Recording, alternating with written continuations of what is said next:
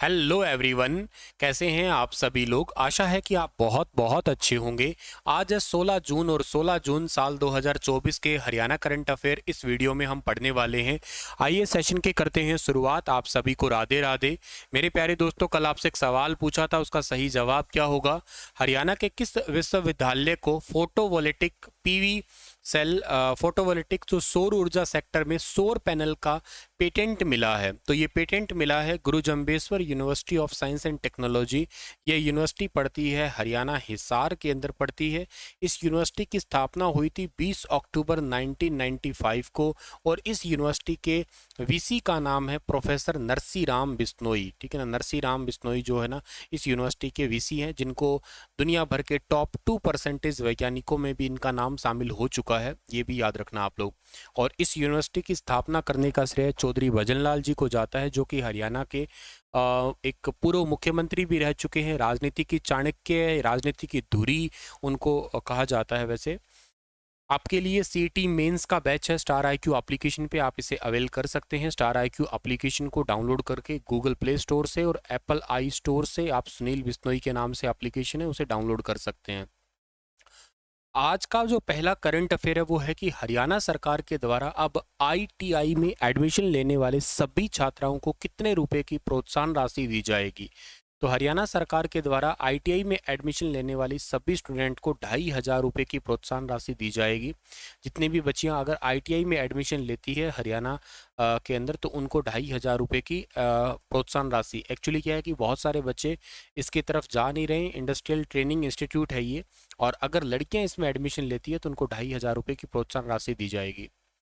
हरियाणा सरकार ने ग्रामीण और शहरी क्षेत्रों में एमएमसी न लगाने का फैसला किया है। इस नियम के तहत जो कितने किलोवाट तक घरेलू कनेक्टेड लोड और टैरिफ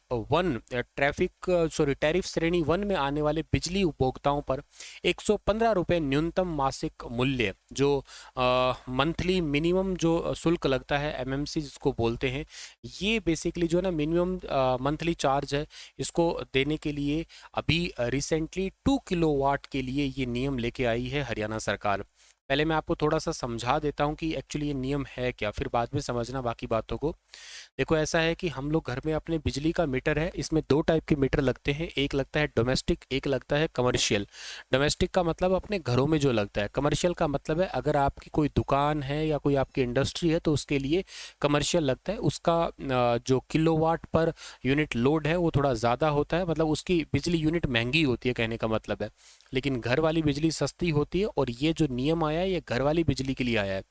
इसका मतलब यूं समझ लो, अगर आप 1 किलोवाट लोड वाला परिवार एक महीने में 30 यूनिट बिजली की खपत करता था तो बिल 115 रुपये आता था। अब घट के 60 रुपये हो जाएगा, क्योंकि इसके ऊपर जो मंथली लोड वाला है ना वो नियम लागू नहीं होगा।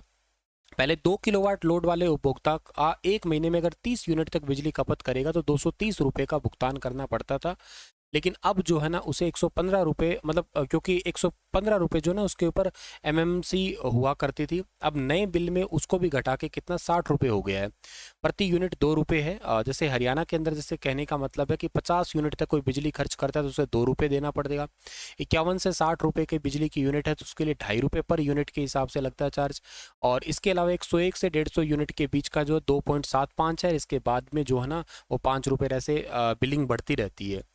मैं आपको इसका मतलब बता देता हूँ क्या है। इसका मतलब इतना सही है कि अगर आपके घर के अंदर बिजली का मीटर लगा और आप मान लो यूज़ भी नहीं कर रहे हैं तो मिनिमम मंथली जो चार्ज है ना वो एटलीस्ट आएगा ही आएगा, मतलब वो कंफर्म है आएगा ही आएगा। अब ऐसा नहीं होगा, अगर आपने बिजली यूज़ नहीं की है तो भी आप मतलब बिजली यूज़ की है तो ही आपका बिजली का चार्ज लगेगा। ये मंथली चार्ज जो फिक्स चार्ज था वो वाला अब आना जो है ना उसको उसको हटा दिया गया है। उसको जो है ना एक्चुअली उसमें चेंजेस किए गए हैं अभी। ये तो ऐसा नियम अभी लाए गए हैं सरकार के द्वारा। ठीक है, तो ये याद रखना। इससे फ़ायदा क्या होगा, इसमें 2 किलोवाट तक के घरेलू कनेक्टेड लोड वाले टैरिफ 1 के अंदर जो आते हैं ना उनके लिए एमएमसी है उसको बंद किया है और गरीब परिवार लगभग 180 करोड़ रुपए की राहत उनको मिलेगी।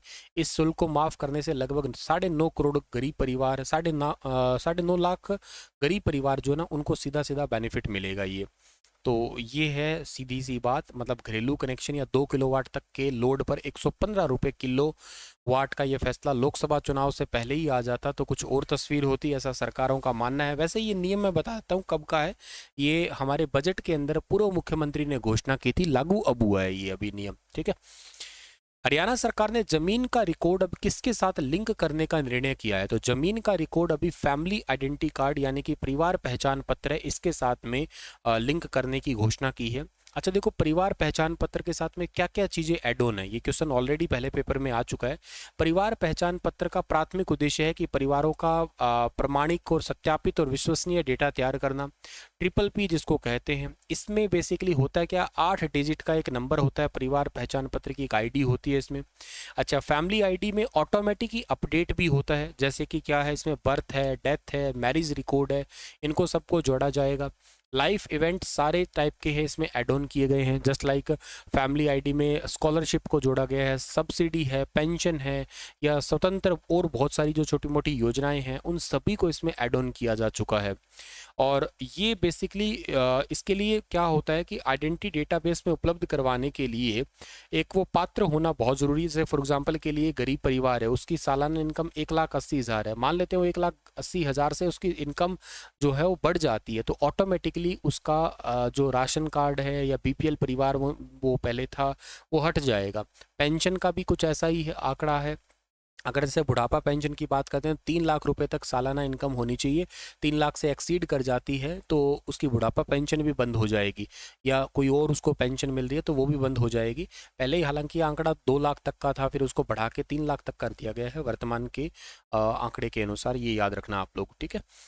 चलिए सर, तो आज का सेशन इतना ही है। आपके लिए एक सवाल छोड़ रहा हूँ कि स्विस मिलिट्री हरियाणा के किस जिले में अपनी पहली पूर्ण स्वामित्व वाली विनिर्माण इकाई स्थापित करेगी, बताना इसके बारे में विस्तार से। मैं मिलता हूँ आपको अपने अगले करंट अफेयर सेशन में, तब तक अपना ख्याल रखना।